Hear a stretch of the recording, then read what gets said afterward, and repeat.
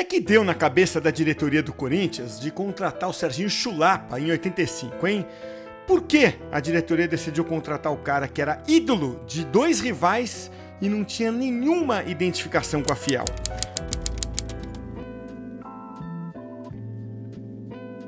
O Serginho Chulapa não tinha nada a ver com o Corinthians. Primeiro, porque ele tinha sido um baita ídolo do São Paulo entre 73 e 82. E segundo, porque ele tinha sido ídolo também do Santos depois que saiu do São Paulo.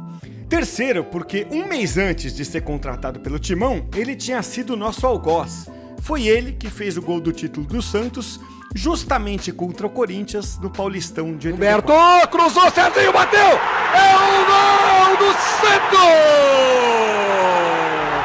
Serginho! E quarto, porque o Corinthians já tinha o centroavante para 85, era o Casagrande, que era ídolo da Fiel e estava voltando de empréstimo para o São Paulo.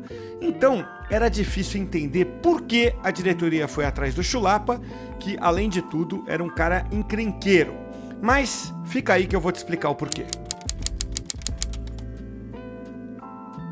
Vamos primeiro voltar até o início de 84. O Santos ficou devendo dinheiro para o Corinthians por uma confusão ligada ao empréstimo do Dunga para o Santos.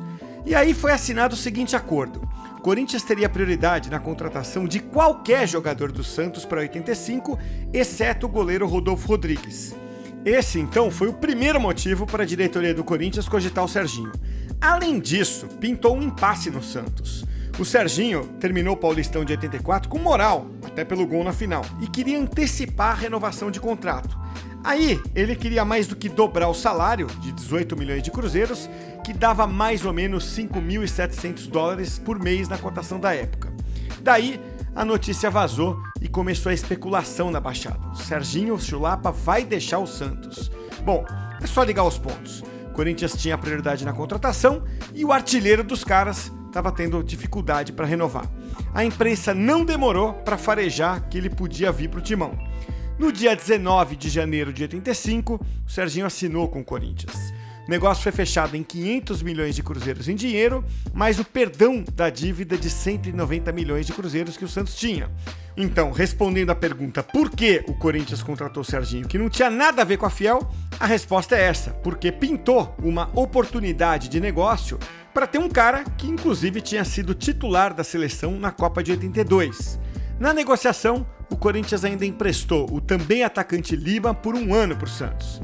O Serginho, então com 31 anos, chegou ao Parque São Jorge no pacote de reforços para 85, que incluía também o zagueiro uruguaio Hugo de León, que veio do Grêmio, além do Casagrande voltando.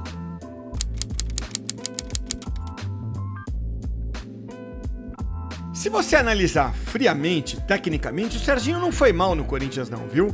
Logo na estreia, ele fez um dos gols do empate por 2-2 com o Vasco.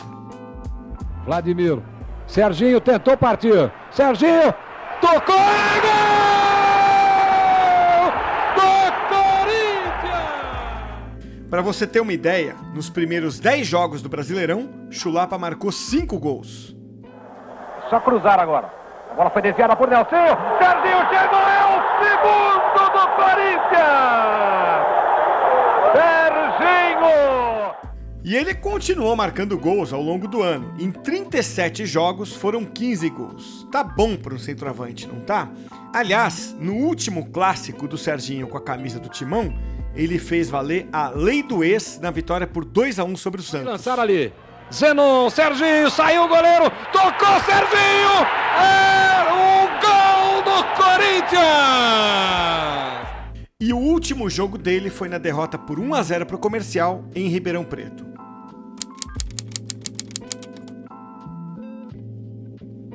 Ok, Serginho fez vários gols e tudo mais, mas não adiantou, não deu liga com a Fiel.